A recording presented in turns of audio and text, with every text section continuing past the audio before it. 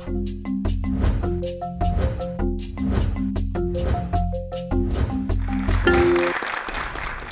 noite. Boa noite, gente. Boa noite. O jeito vai para a direita direto, né? Nem hora você pode virar na esquerda. Gente, muitíssimo obrigado pela presença. Meu nome é Afonso Borges. Eu faço o projeto Sai Pro Papo há 32 anos em Belo Horizonte, há 12 aqui em São Paulo. E o segundo ano que a gente começa aqui, que a gente trabalha aqui no Sesc Santo André, que nos dá uma alegria especial, porque o público é bem diferente dos lugares que a gente faz, mais acolhedor, e a gente fez no passado aqui debates bastante saudáveis intelectualmente, digamos assim. Agradeço aqui ao pessoal do Sesc, a colaboração, a participação. E dizer que o Juca é um amigo antigo, porque ele se submete a essa sabatina que eu e vocês daqui a pouquinho impõem a gente, com a franqueza, elegância e coragem que são características a esse jornalista que finalmente tomou coragem de escrever um livro, apesar de eu dizer para ele que o que ele mais fez na vida foi escrever livro, porque grande parte das colunas dele são escritas, não faladas, apesar de que vocês veem também o vivo que ele faz direto.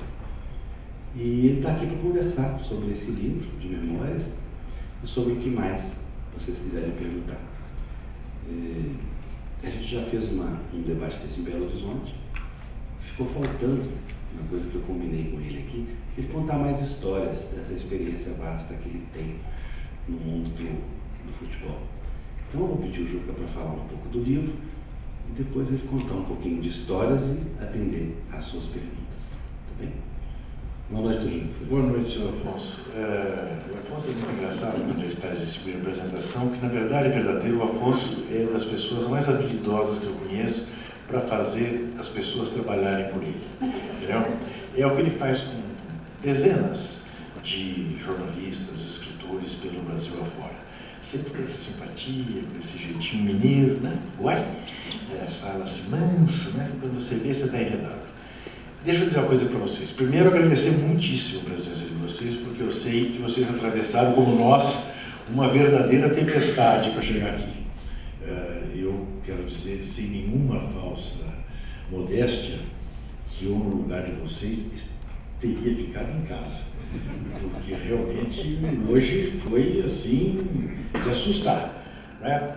Mas já que vocês estão aqui, eu estou disposto a contar tudo que o Afonso quiser que eu conte. Mas só quero dizer para vocês o seguinte: eu em nenhum momento planejei fazer esse livro.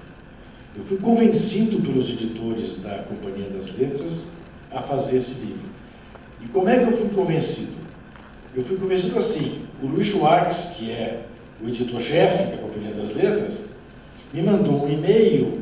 Ele estava em Londres, se não me engano, no começo de março do ano passado, porque tinha lido uma entrevista que eu tinha dado para o Portal UOL.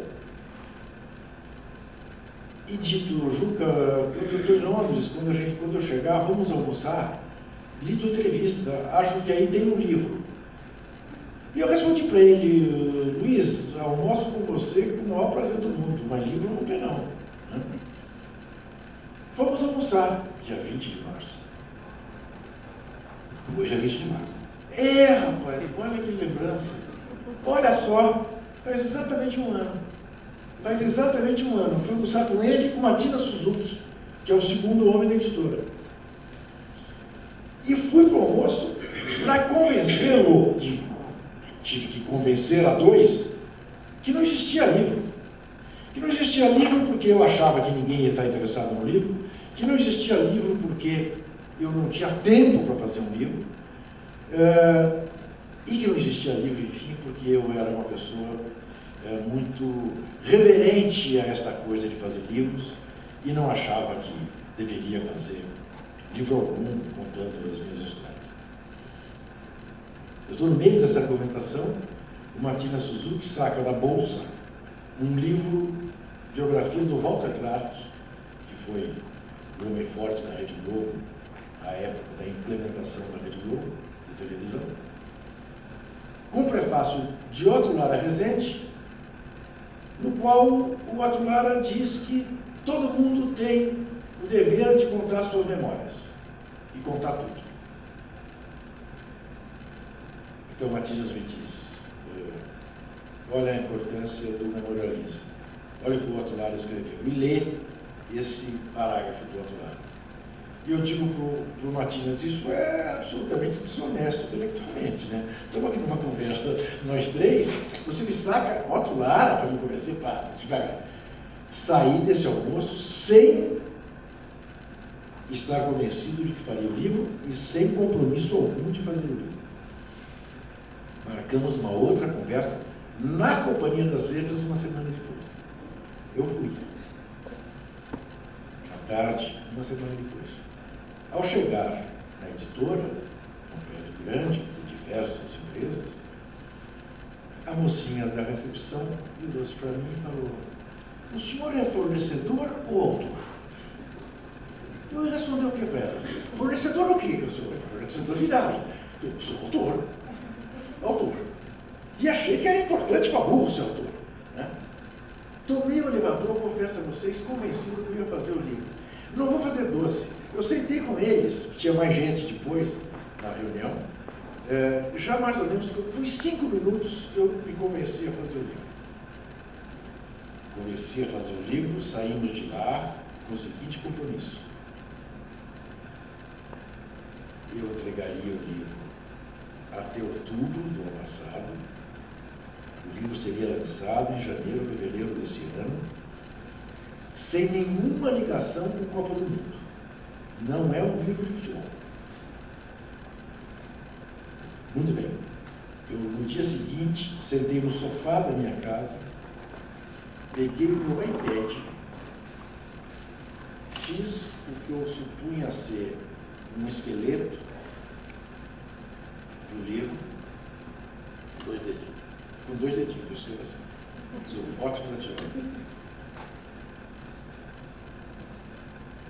E arrisquei o que eu chamei para mim mesmo de um rascunho do primeiro capítulo. E fiz o livro. Eu acho que é isso. E fiz o segundo, e fiz o terceiro, e mandei para a editora, os editores. Eles disseram: Juca, vai devagar, calma. Aprofunda mais isso aqui. Conta melhor essa história aqui, mas não tenha pressa, temos muito tempo. Para resumir para vocês, eu entreguei o livro no final de junho, o livro foi lançado na primeira semana de outubro. Eu me dei conta de que eu tinha um livro na cabeça que eu não sabia, e jorrou.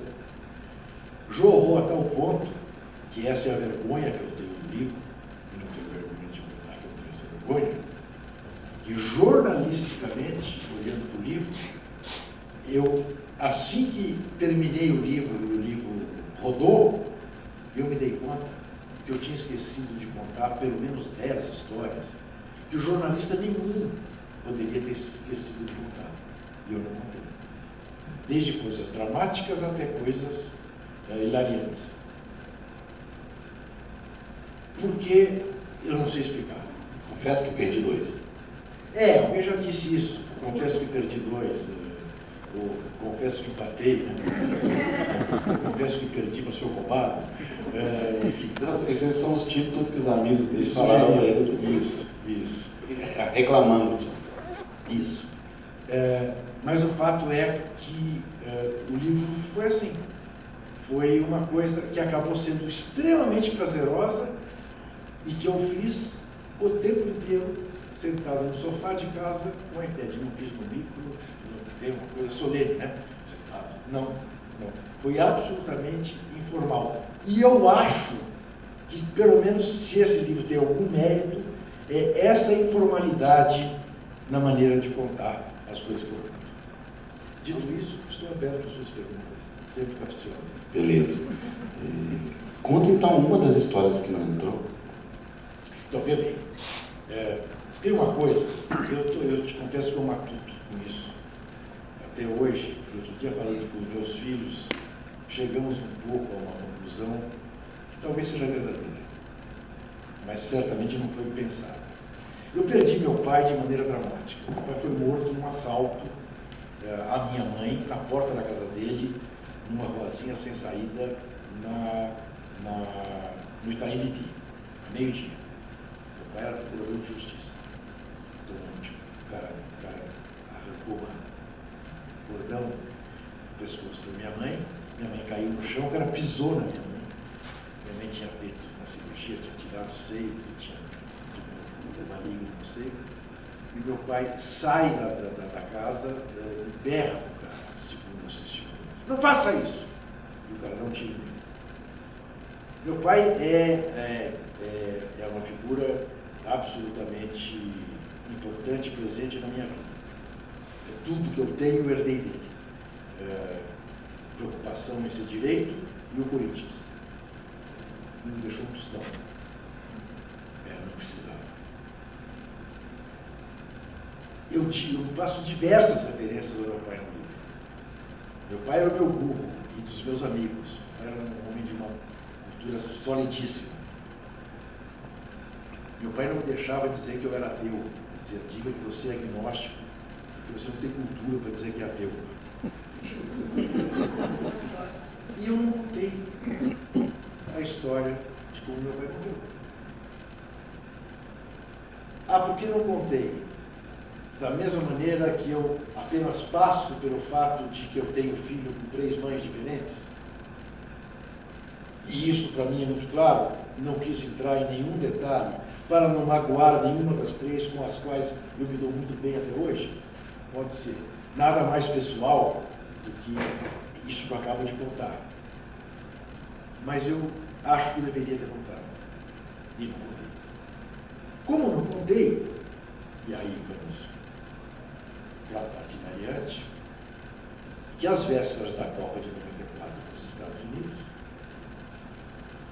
Copa para a qual o Brasil quase não foi, porque ia muito mal nas eliminatórias, até que foi fazer um jogo no Recife, a seleção brasileira, muito criticada, entrou em campo de mãos dadas e goleou o adversário, 6-0, 6-1. E a partir daí, em todos os jogos que o Brasil fez, o Brasil entrou de mãos dadas, se classificou, e os amistosos já preparatórios para a Copa, o time entrava de mãos dadas. Estou eu na minha casa, toco o telefone, eu atendo, e ouço uma voz: Juca? Sim, aqui é João. E eu digo: que João? João, Juca. Eu digo: mas eu conheço uma porção de Joões, que Joões? Que João? E aí me dá um estalo de quem pudesse ser. E enquanto me dá um estalo, eu ouço a voz: coisa mais bonita é você. É isso. João Gilberto, Juca. E eu falo para ele: estou em pé em posição de sentido.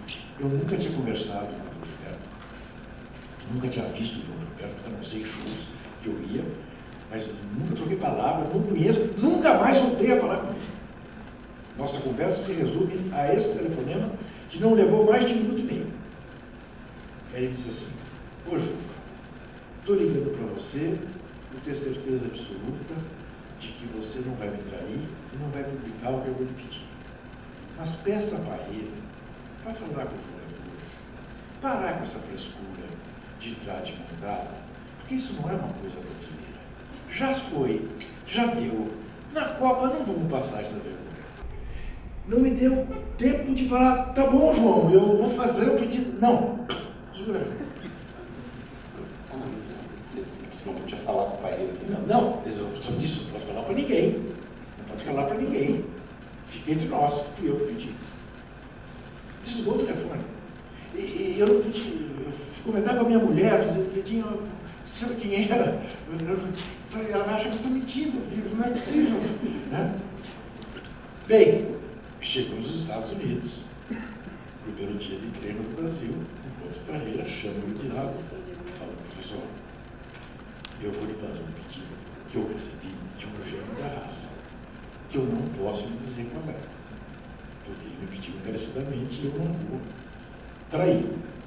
Mas ele diz isso assim, sabe? Parreira deu uma gargalhada e falou: Juca, você conhece Boleiro, você acha que, dando certo como deu, a coisa de entrar de mão dada, eles vão deixar de entrar de mão dada, porque eu vou chegar lá e dizer, olha, um gênio da raça pediu para vocês não fazerem mais isso. Não é a menor hipótese, não vou nem pedir. Eu falei, bom, vai, sua alma, sua palma, eu fiz a minha parte. Você que sabe. A seleção entrou de mão dada em todos os jogos, foi campeão do mundo de mão dadas. Eu não sei o que o João achou, porque eu nunca mais falei com ele. Mas imagine, uma história dessa, tem um capítulo sobre a Copa de 94, e simplesmente essa história não está no livro. É uma coisa que eu não sei explicar. Por que não está no livro? É uma história saborosíssima. Principalmente porque ele implicou nesse negócio de mão dada. De mão dada que achou isso. O termo que existe foi esse. É uma frescura que não é coisa de brasileiro. Vai discutir com João Juliano? Precisar mais aqui, Ju. Bem, gente, está explicado o que é o livro. Vamos bate-papo. Quem quiser fazer pergunta, só fica à vontade. Eu vou começar a fazer. Se ninguém fazer, eu faço até amanhã cedo. Se ninguém fizer. Se ninguém fizer. Se ninguém fazer. Uma vergonha por uma editora como você. Eu estou com essa mania. De errar o português? Não tem a menor importância. É informalidade demais. Não tem a menor importância. Dizem os nossos linguistas que se aquilo que você disser for compreendido, não precisa falar errado desse jeito. Se você fazer, eu acho legal. Mas é informalidade demais. Você sabe aquela história do Drummond? O jornalista perguntou para o Drummond assim, como é que você conseguiu manter amizades tão longevas? Né? Drummond tinha amigos de 60, 65 anos. Né? Todos eles se frequentavam e, nossa, eram grudados um no outro, espedunavam e tantos eles. Ele olhou para o jornalista e respondeu assim, cerimônia, minha filha, cerimônia. Ju, fala um pouquinho da diferença entre fazer cobertura de Copa anos atrás e hoje. Bom, basta dizer para vocês o seguinte, em 82, que é a primeira Copa que eu cubro em óculos, eu já trabalhava na retaguarda desde 70. Mas a primeira Copa que eu faço de corpo presente é 82. A gente assistia os treinos do Brasil na beira do gramado. Ouvia o que o Tele falava, ouvia os jogadores conversando. Dentro do campo onde a seleção treinava, lá em Sevilha, depois em Barcelona, no hotel. Né? As janelas eram abertas, você escolhia o jogador para conversar. Estavam todos ali. Não tinha essa coisa, escolhe dois, entrevista coletiva, você só pode fazer uma pergunta. Nenhum jogador tinha feito vídeo training, como hoje em dia todos fizeram. Houve um treino, exatamente às vésperas do jogo Brasil e Rússia. Mentira, Brasil e União Soviética. Em 82, com a seleção já mais ou menos traumatizada, porque o Tele não tinha levado o melhor centroavante do Brasil, que era o Reinaldo, porque não confiava que ele se recuperasse fisicamente para jogar a Copa. E 3 dias antes desse treino, o Careca se machucou, seria o titular, e voltou para o Brasil. O Tele chamou o Roberto Dinamite do Vasco. E o Serginho Chulapa virou o centroavante titular. Nesse treinamento, ainda não era claro para todo mundo, e nem para os jogadores, quem seria o quarto zagueiro titular. Se o Edinho, do Luizinho, do Fluminense, ou o Luizinho, do Atlético Mineiro. E o Tele dava coletivo, e deixava correr. Já não havia mais iluminação, já tinha caído a noite, já estava lusco-fusco. E o Edinho, o Zico foi para cima do Edinho, o Edinho treinando no time reserva, o Zico foi para cima dele, o Edinho deu-lhe uma varada. E o Zico saiu rolando no chão. Eu estava ao lado, o Tele passando por mim, eu falei, Tele, para esse treino. Se hoje você fala todo Tele, para esse treino. Ele olhou para mim, falou, para por quê? Você acha que os russos vão tratar o Zico melhor do que o Vladimir? E eu falei, daqui a pouco você não vai ter time para botar em campo. Ele deixou o trem correr mais uns 3, 4 minutos e parou o trem. E os jogadores. Conversa com um, conversa com outro. Aí eu chego no Zico. Pergunto pro Zico, o Galinho, estava um pouco demais, não estava? Ele disse, a coisa de não definir titular e reserva. O Zico falando de mestre Tele Santana. Você dirá, é uma opinião, simplesmente, eu te direi, se eu quiser fazer uma crise com essa opinião, eu faço. Eu meto uma manchete. Zico discorda de Tele, Zico exige que Tele escala o time titular. Mas a gente tinha essa liberdade. E, digamos, uma relação de confiança que nenhum jornalista seria desonesto a ponto de pegar essa declaração do Zico e transformar nesse sensacionalismo que eu acabo de mencionar.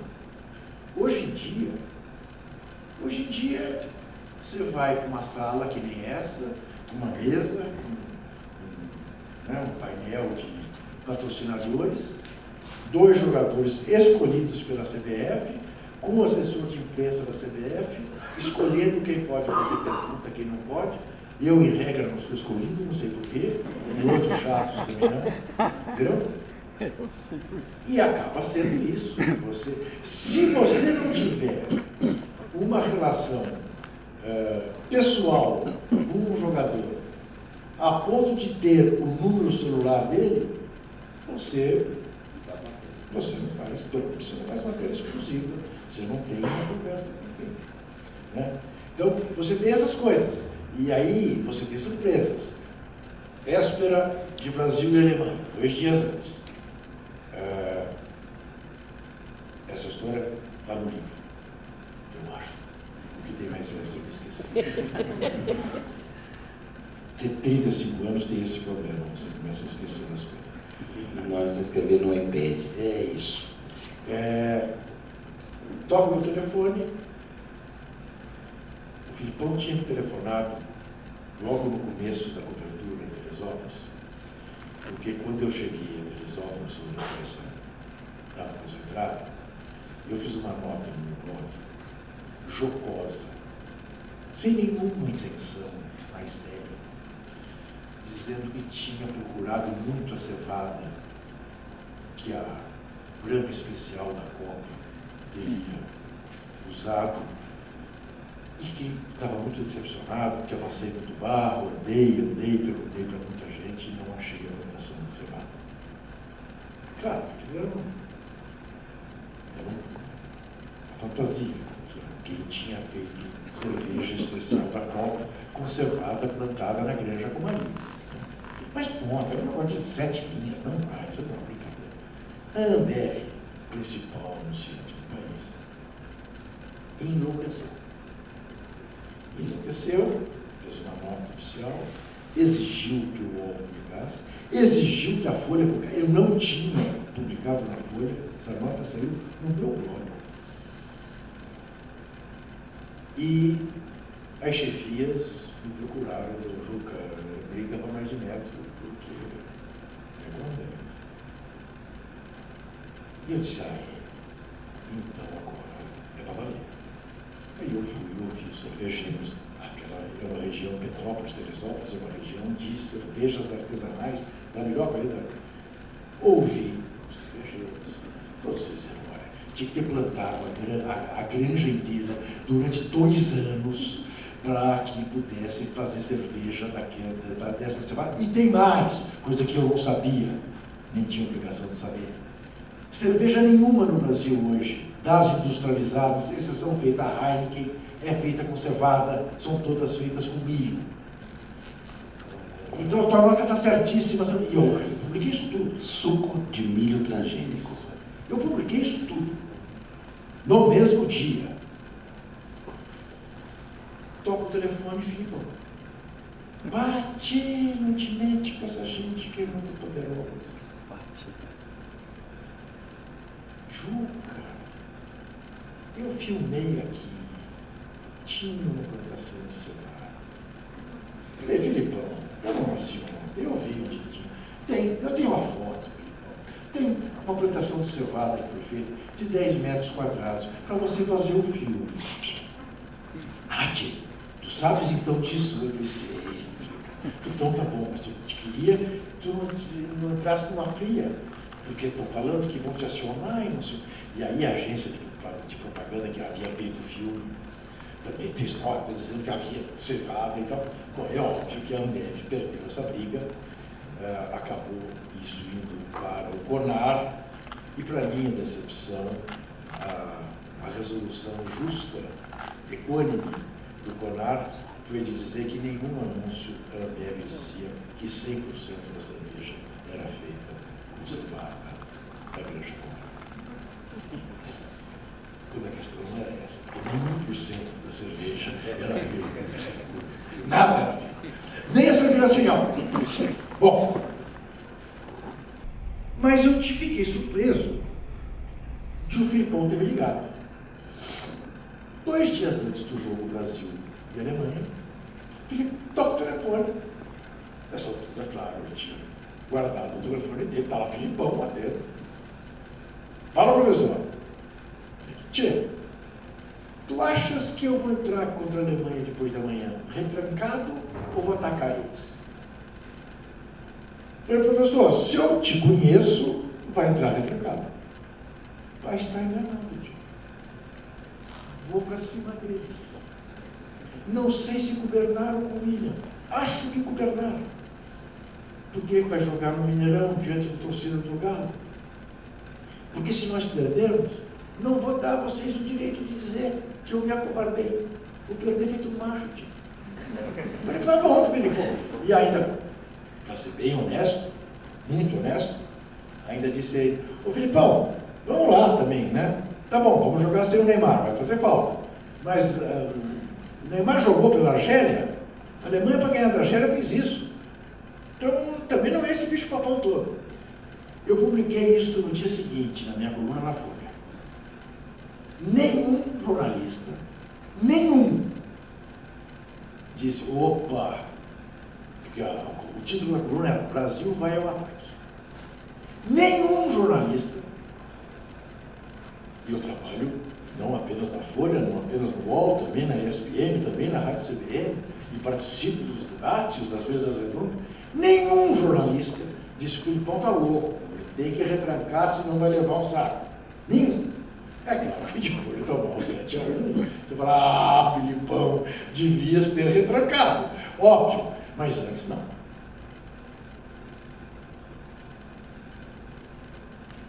Surpresa absoluta que ele tenha me feito essa ligação. Eu achei, ninguém te perguntou. Não. Como é que você descobriu que você fez isso? Não, todo mundo me perguntou. Mas como é que você tem certeza? O Filipão me ligou. O Filipão me ligou. E a conversa com o Filipão sempre é assim, sempre que o Filipão pede, o Filipão te dá alguma notícia exclusiva, mas ele não fez isso que é um curioso, ele não fez isso para me dar nenhuma notícia. Ele fez isso para ter uma temperatura, ele queria saber qual era o termômetro, queria se certificar. Claro, só podia fazer isso com alguém da confiança dele, mas eu não era. Óbvio que eu não sou o único que era da confiança dele. Mas eu fiz questão depois de contar. Assim, mas tinha um compromisso tácito, sempre teve com ele. Eu te conto, mas não bota aspas. Tá? Eu fiz questão de contar.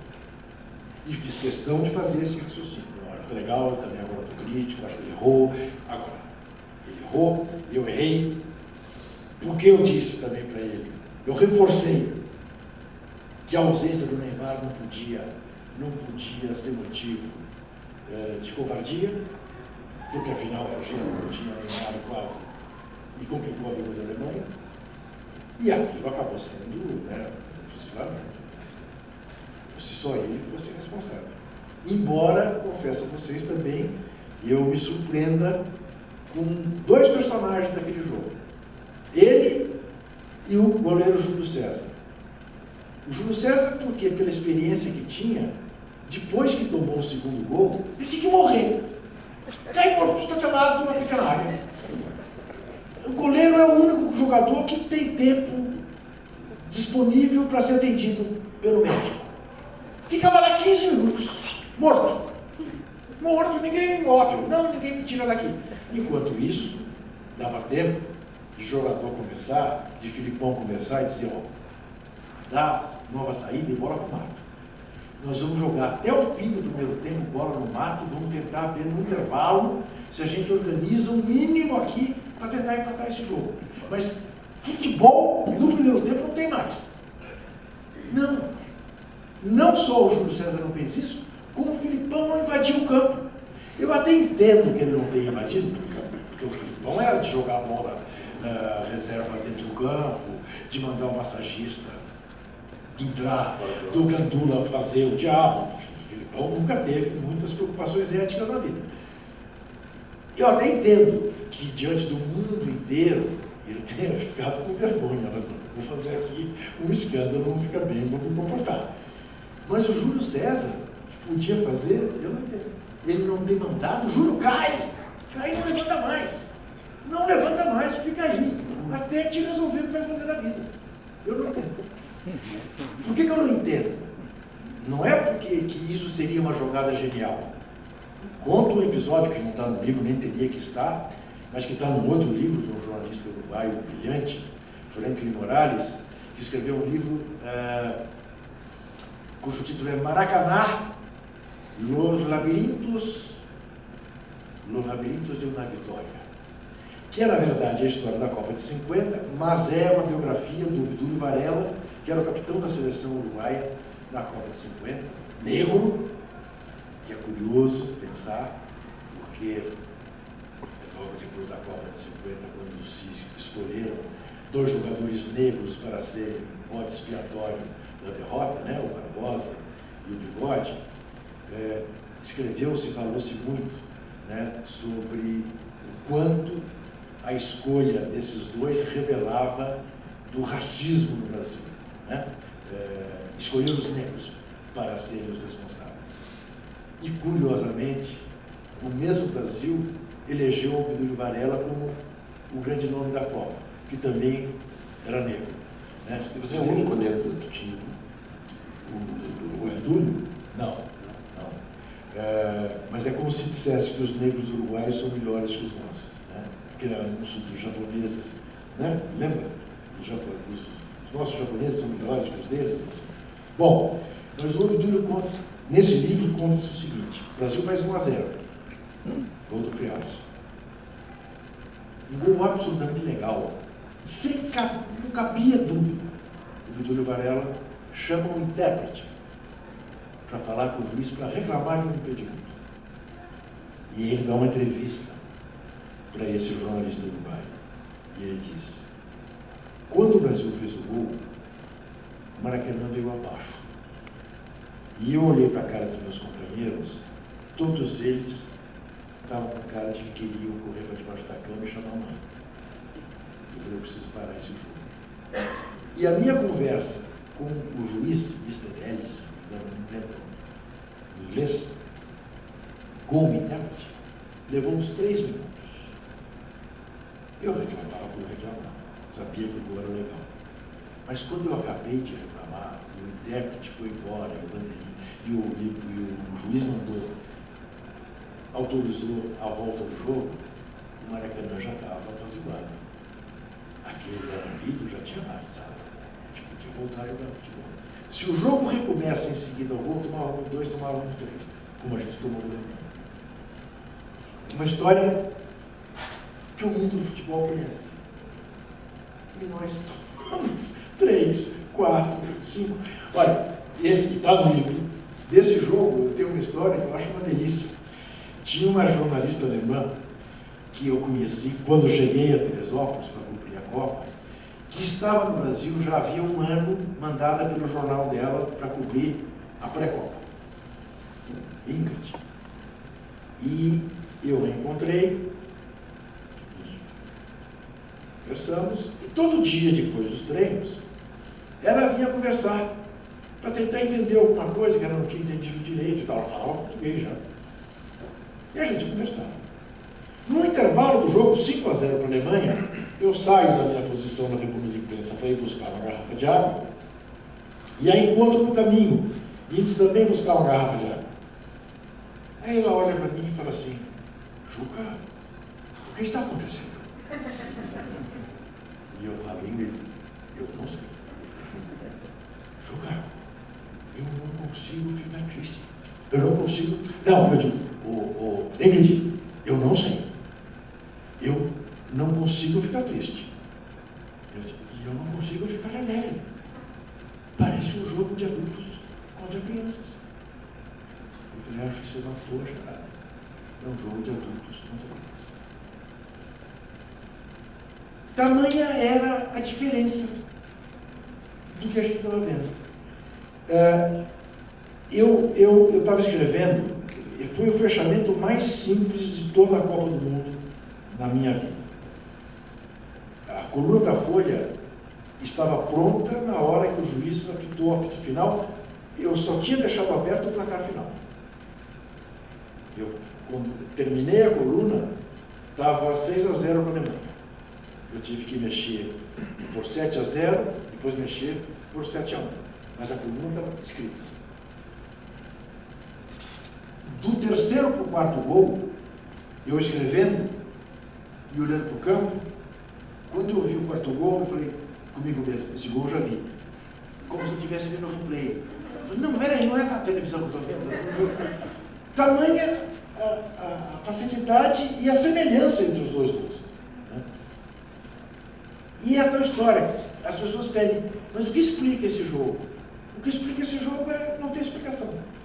Esse jogo é um jogo que não tem explicação. Esse jogo é um aborto da natureza. Nunca mais, como nunca tinha acontecido, nunca mais vai acontecer, do país sede de um mundial, na semifinal, um país 5 vezes campeão do mundo, tomar de 7, de quem quer que seja. Já estou sendo em Manaus, né? Manaus tinha uma explicação.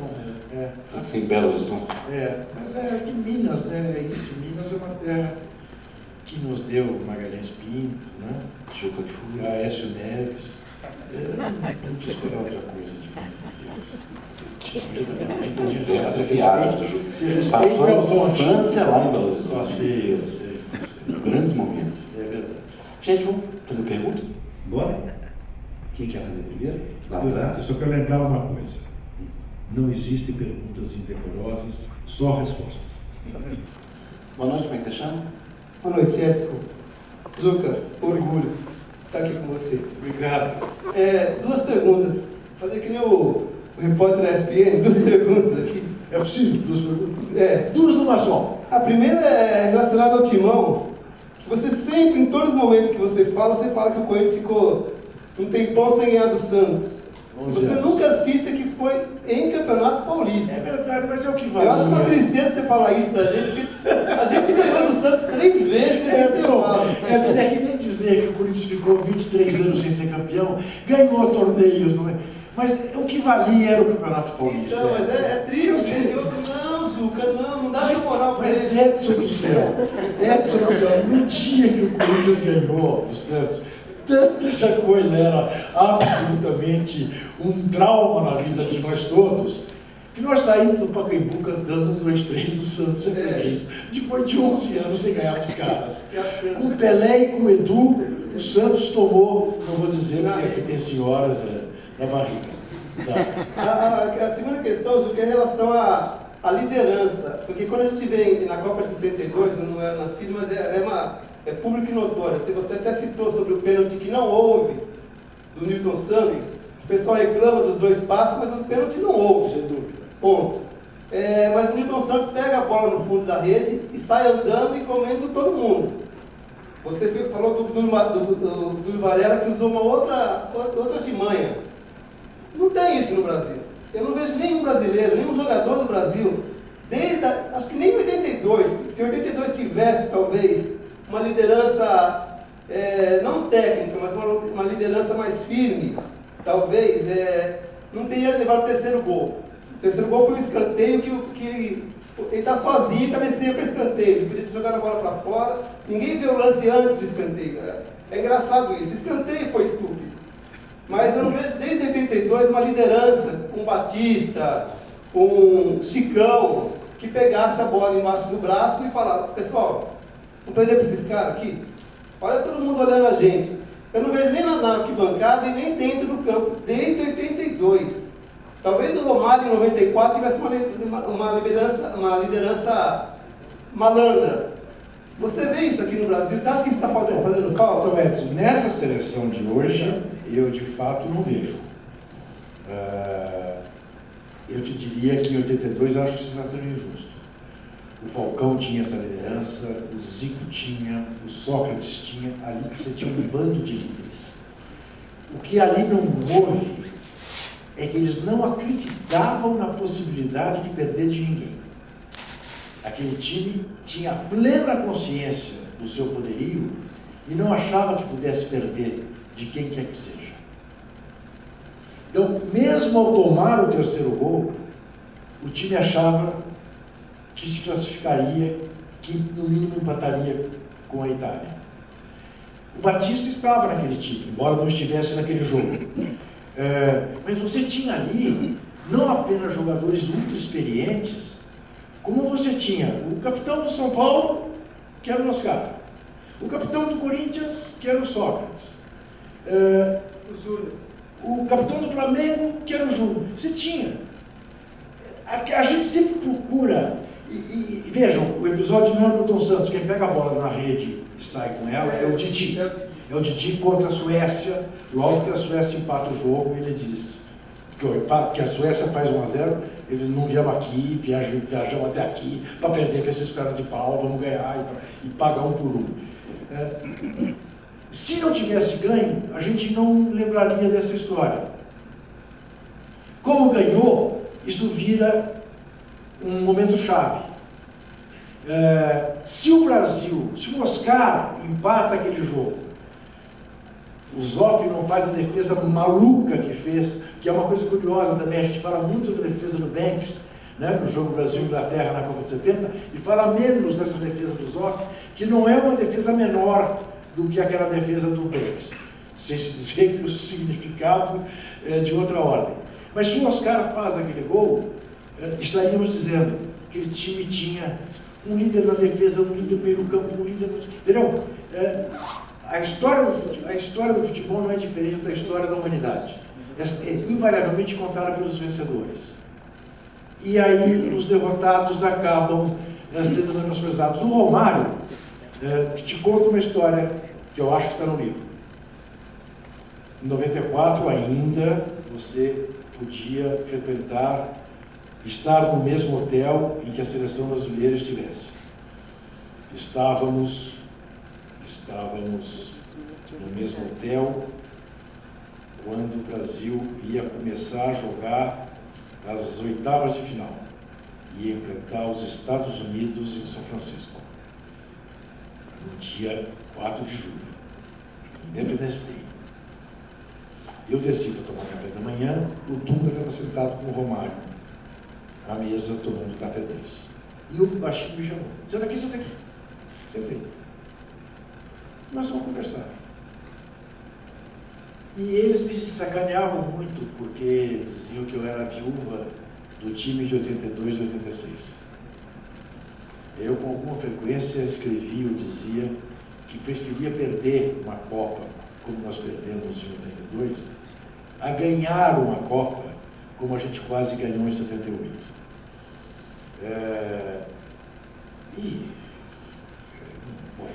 Isso é bobagem, imagina. E aí o Romário virou-se para mim e falou assim: aqui, você que é viúva aí do Zico, do Sócrates, do Falcão, fica sabendo uma coisa. Depois da manhã começa o mata-mata. Se tiver pênalti, nós não vamos deixar os meninos baterem, não, como os seus amigos deixaram o Branco bater pênalti, o Júlio César bater pênalti, deixaram os moleques bater pênalti contra a França. Vamos bater nós. E eu não gosto de bater. E eu nunca bati. Vou bater. Se tiver que bater, eu vou bater. Beleza, tá legal. Não dei trela. E ele bateu. Você lembra que bateu na trave? O Dunga também nunca tinha batido pênalti, bateu. claro que aí eu vim e conto essa história. Eles foram cumprir o que prometeram, foram coerentes e bateram os pênaltis. Se perde, eu posso contar a mesma história. Foram coerentes, bateram pênalti, não adiantou nada. Eles não eram especialistas, deviam ter deixado os especialistas. Entendeu? Esse que é o problema. Só uma desculpa, falando em pênalti, quem que inventou esse negócio de ficar abraçadinho no meio do campo quando bate pênalti? João Gilberto, é uma frescura. É uma corrente, não, mas é natural. O jogador não estão ali sozinho. Só não resolve abraçar eles. Como é que é? Não, é isso, é a corrente. É fazer a corrente. Mesma coisa que eles fazem antes de começar o jogo, não fazem? Reúne ali. Não, fazem uma corrente. Eu lembro assim, vagamente de jogos antigos, os caras ajoelhados, rezando, não é? Na hora de bater um pênalti, uma coisa assim, o pessoal que fica do lado de cá. Agora isso de abraçadinho é novo. Você é bem mais velho do que eu, você deve ter visto coisas que eu não vi. A minha explicação é essa, é uma corrente. Próximo aí. As pessoas estão aqui, eu sou o mais velho. Alô? Meu nome é Cícero Israel, parabéns pela reportagem, pelo jornalismo. A minha dúvida é o seguinte, como você acompanhou a Copa de 82, na minha opinião, eu que sou jovem, né? Eu acho a melhor seleção que nós tivemos com números craques, que em 82 nós tínhamos no mínimo de 6 a 7 craques. Hoje nós temos ainda está machucado, com dúvida. Então eu gostaria de saber da sua opinião, se bate com a minha, que a melhor seleção que nós tivemos em número de craques, e infelizmente não ganhamos a Copa, que você acompanhou em 82, e perdemos. E hoje em dia eu assisto futebol, eu vejo um craque jogando no nosso time, por exemplo, Corinthians ou São Paulo, que ele não sabe bater uma bola. Você concorda comigo? Veja bem, eu discordo apenas em que 82 tenha sido a nossa melhor seleção e com maior número de craques. Digo ao senhor por que eu discordo. Citando nomes: Gilmar, Djalma Santos, Milton Santos, Zito, Didi, Mané Garrincha e Pelé. Temos 7 craques de primeiríssima grandeza. Essa em 58. 58. Time este, que na minha opinião é a melhor seleção brasileira de todos os tempos, por uma razão singela. Era o time que tinha o Pelé e o Garrincha juntos. E não apenas o Pelé e o Garrincha juntos, que são os dois maiores jogadores de futebol que eu vi jogar em toda a minha vida. O Garrincha por um período curto. Então, a razão pela qual, se me perguntar hoje quais são, em que ordem você... É Pelé, Messi, Maradona, mas num curto período, o que eu vi o Garrincha fazer, só o Pelé. Nem Messi, nem Maradona, nem Cristiano Ronaldo, nem Cruyff, nem Beckenbauer, não. Essa seleção de 58 tinha Pelé e Mané, e o jogador eleito como o melhor jogador da Copa não foi nenhum dos dois, foi o Didi. Essa seleção é uma coisa seríssima, mas está lá atrás, tem pouca imagem. Então, a seleção de 70 é tida pela FIFA como a maior seleção de futebol de todos os tempos. E, de fato, também era uma seleção, tinha Carlos Alberto Torres, né? Tinha Gerson, Rivelino, Pelé, Tostão, Jairzinho, né? Também era uma coisa muito séria. Agora, a que me dá mais pena, a seleção que me fez chorar de pena, sem dúvida nenhuma, é uma injustiça no futebol. O futebol tem essas coisas. Que esse time de Sócrates, Zico, Falcão, Júnior, Leandro, Éder, não tenha sido campeão mundial, sem dúvida nenhuma. Eu interrompendo fala um pouquinho para a gente da questão sobre a questão da bebida. Bebida, a questão da bebida, cerveja e futebol. Cerveja e jogador de futebol. São inseparáveis. Eu não conheço nenhum que não goste. Nenhum. O Romário não era chegado a nenhuma bebida alcoólica, mas precisava sair à noite e dançar. E é uma história dele fabulosa.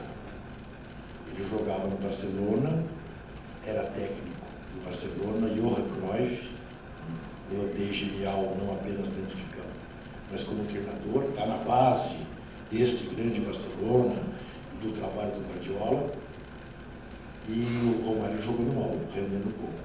Triste, em Barcelona.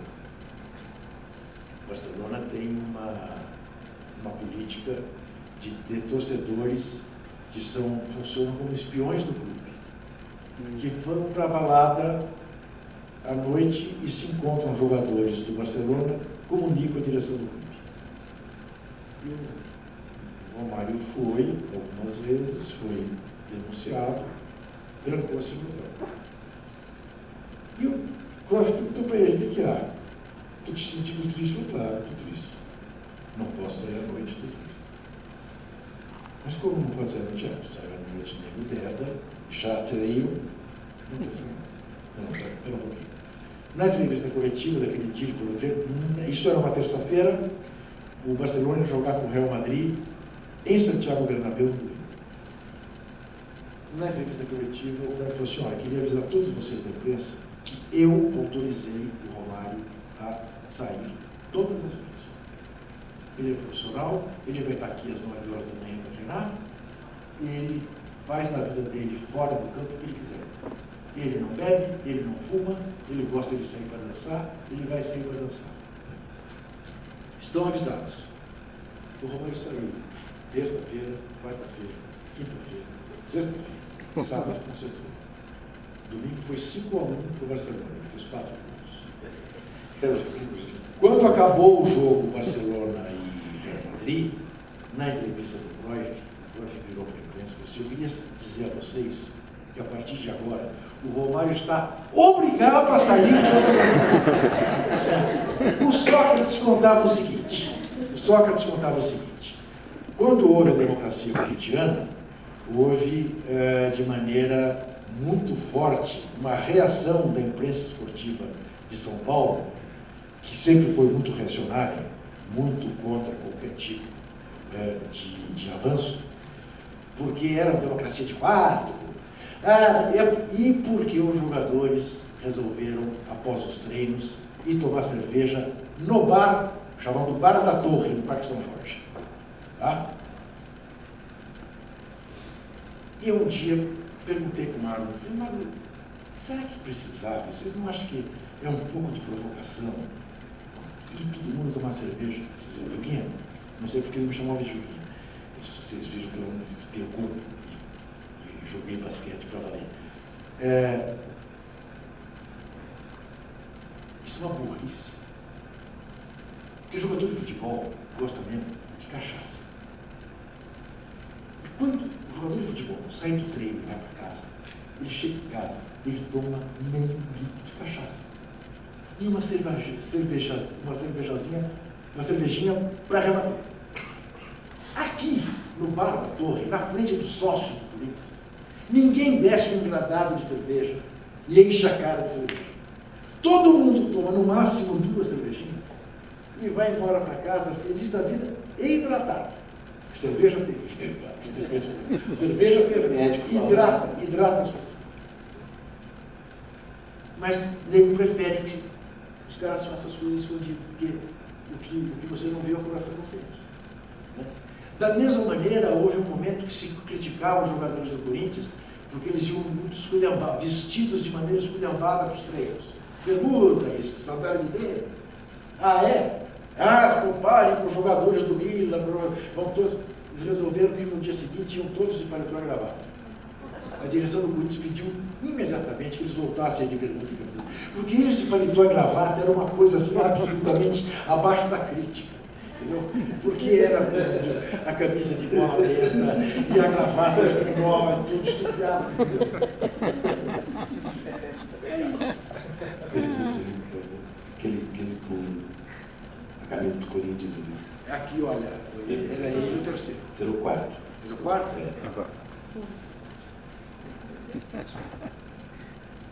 Pergunta para que time torce. Mal dúvida. Boa noite. Boa noite, amigo. Prazer. Na linha da 72, Será que tinha uma panela entre Paulista e Carioca lá que não deu certo a seleção? 82? Isso. Não, eles se amavam. Olha, vou dizer uma coisa para você. Aquela seleção, quando eu digo para você que foi a única seleção que me fez chorar, é por uma razão muito simples. Primeiro, aquela seleção era a seleção de uma CBF presidida pelo único presidente honesto da CBF que eu conheci, chamado Jurite Coutinho, que era um empresário, muito bem sucedido, rico, não precisava roubar de ninguém, conservador, era da turma do Delfim Neto, tá? Mas um homem de bem. E a seleção era uma confraria. Do Telê, que era um cara encantador, ao Júnior, ao Leandro, ao Oscar, ao Sócrates, ao Falcão, ao Zico, ao Éder, eram caras que você queria levar para casa. Eram caras de quem você queria ficar amigo. Eles se adoravam. Até hoje eles se adoram. Eles se reuniram, fizeram jogos, inclusive contra a seleção da Itália. Depois disso aí, não, ao contrário, não tinha nenhum problema São Paulo Rio. Nenhum problema. Nós também não, né? Não tinha mineiro, tinha um Luizinho, né? E o Reinaldo de vez em quando? O Reinaldo não estava mais aí. Paulo Isidoro também chegou a ser quando? Não, Paulo Isidoro estava na seleção, tinha três mineiros. Cerezo também tinha mineiro, tinha 4. Outra figuraça, Toninho Cerezo. Figuraça, queridíssima. Não, nenhum problema, não, ali não tinha. Eu nunca vi uma seleção, um ambiente tão bom de seleção que Itaquera. Nunca vi. E o contrário, o pior ambiente? O pior ambiente que eu vi foi na Alemanha. Mentira. O pior ambiente que eu vi, mais disfarçado, foi em 2010 na África do Sul. Porque o Dunga precisa arrumar um inimigo para conseguir se mover. E ele escolheu a imprensa brasileira como inimiga. E incutiu isso nos jogadores. E o Jorginho, que era o auxiliar técnico dele, ajudou a incutir isso nos jogadores. E incutiu também a tal ponto que Deus abençoava aquela seleção, inclusive com o pastor permanentemente concentrado com os jogadores, que quando o Brasil tomou o gol da Holanda, num jogo em que o Brasil jogava melhor do que a Holanda, a sensação que me deu foi que passou na cabeça deles: nossa, isso não estava no programa. Não era para Deus deixar fazer o gol na gente. E aí Deus deixou fazer o segundo gol. E aí o Felipe Melo achou que tinha que pisar no Robert. E aí foi expulso de campo. E aí perdeu a Copa. Mas é porque a seleção estava no limite o tempo todo. O Dunga, o grande defeito do Dunga, e a grande diferença do Dunga para o Tite, e está na cara, vendo o desempenho dessa seleção, que basicamente tem mudanças, mas os mesmos jogadores, é que o Dunga reúne o time na preleção e diz: agora vamos para a guerra. E o Tite diz: agora vamos nos divertir. Vamos fazer o que a gente gosta. Vamos jogar futebol. Isso faz toda a diferença no ambiente, porque isso pressiona muito menos. Isso faz com que o cara não entre em campo com 500 km/h. Por favor. Boa noite, professor. Boa noite. Boa noite, eu sou médico aqui em Santo André, sou infectologista e fugindo um pouquinho da linha de futebol, assim, eu comprei o livro assim, e a gente já tinha esse livro assim, que faltava na minha vida, porque assim, como filho, né, e acho que tem mais ou menos a mesma idade do teu filho, e mais ou menos a mesma idade de muita gente aqui, a gente sempre ouviu em casa, e você não levava para o teu filho muito isso, que a minha geração é complicada, é uma geração que não contesta, de acomodado, que nós, os pais, que fomos jovens dos anos 70 e 60, que eram contestadores, e para aquela conversa que se perpetua do pai, a tia solteira, todo mundo fala isso em casa, né? E aí, assim, quando a gente viu assim, alguém dessa idade, assim, falando assim, confesso que perdi, né, para mim, assim, aquilo que eu já falava em casa, assim, ó, vocês perderam o negócio, a geração que vocês perderam, não adianta E dada visto aquilo que a gente está vendo agora no país, quem está se apresentando para comandar o país, quem está se apresentando para uma série de coisas, quer dizer, vocês contestaram e chegou nisso aí. Né? Então, assim, de quem confessa que perdeu? Né? Qual é o país que você está vendo que a tua geração está passando para a próxima? Assim? Como é que você chama? Cristiano. Doutor Cristiano, deixa eu lhe dizer uma coisa. Exatamente, você pegou, para mim, o cerne da questão. Né? Como eu disse no início, eu tenho amigos, um deles, à medida que eu escrevi do livro, eu escolhi o título de cara, ele me telefonava e dizia, não, Juca, faz pelo menos confesso que empatei.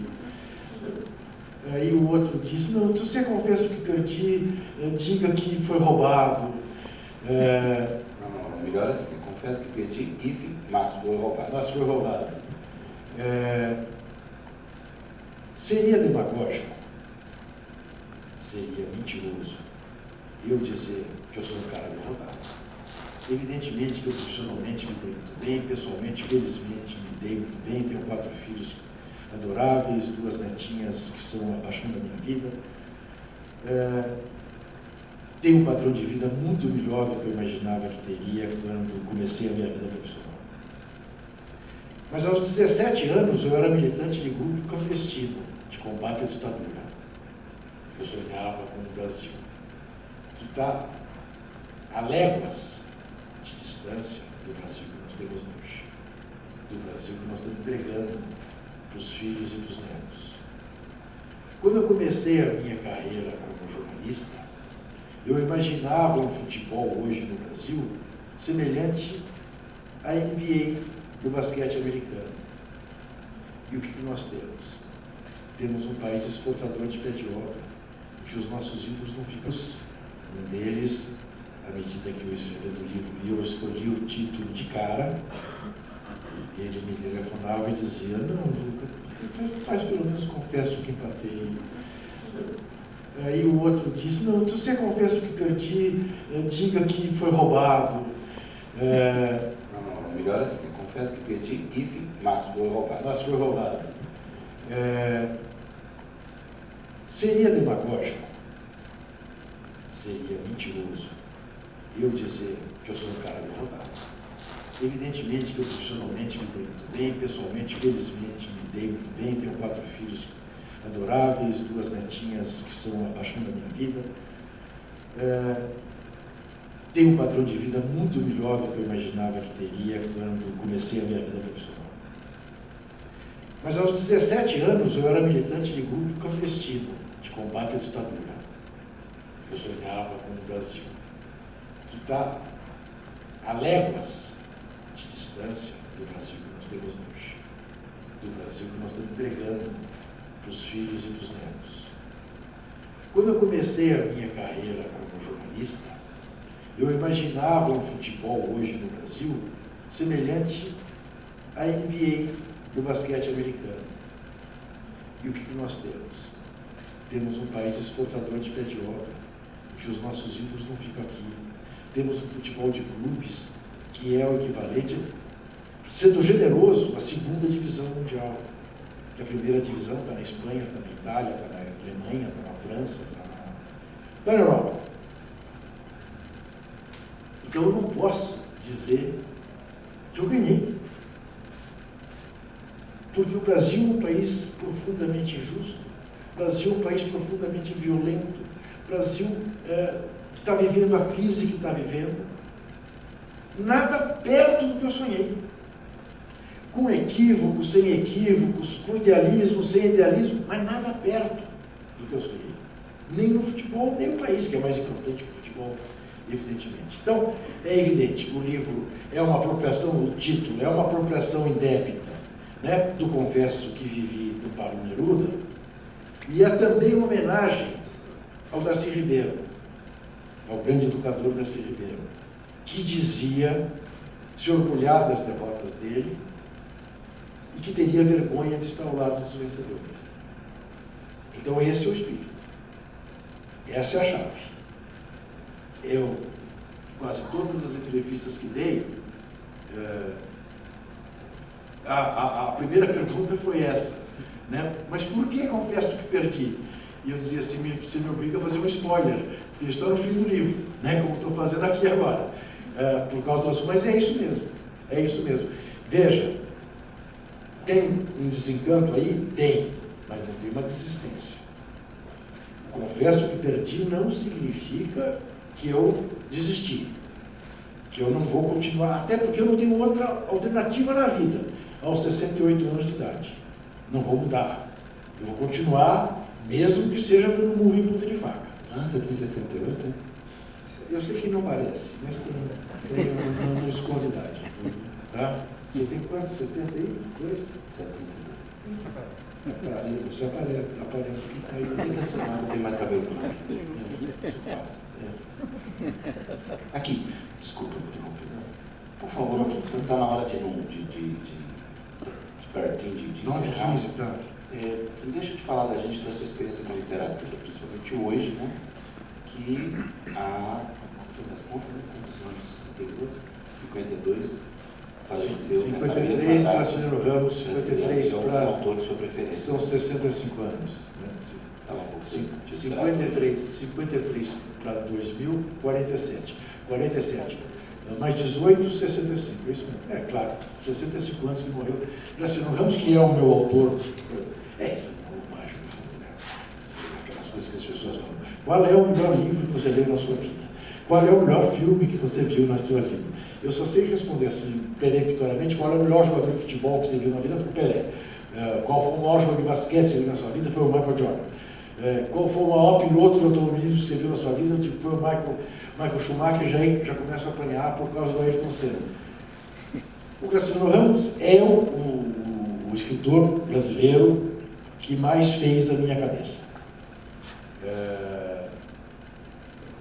O Graciliano Ramos, aparentemente, e muitos críticos observam isso, falam da secura da linguagem do Graciliano, porque o Graciliano praticamente não usava adjetivo.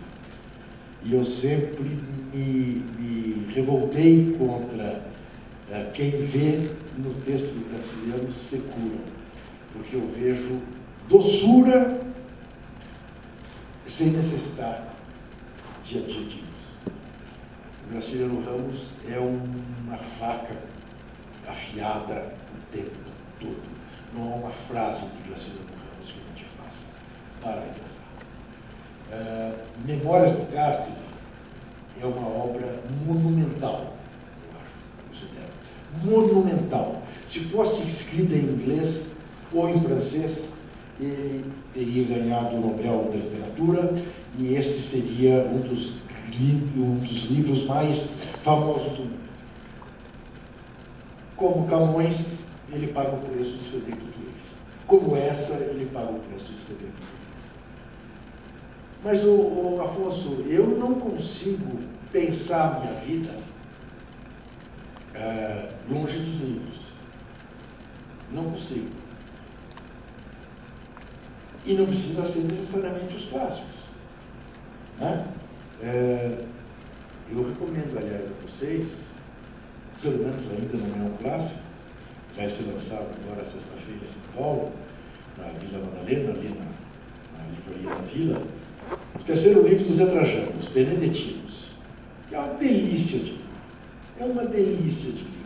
É um livro que tem a verve, o humor do Zé e ao mesmo tempo a melancolia do Zé e a coisa explosiva do Zé. Uma delícia de livro. Uma delícia. Ele cria uma ficção e conta uma história que é meio autobiográfica, que é maravilhosa. Enfim, eu diria que sem boa literatura não se vive. Gente, muitíssimo obrigado. Até os próximos eventos, Juca. De novo, muito Um obrigado. prazer. O autor está disponível para os autógrafos ali fora. Uma boa noite. Ali fora,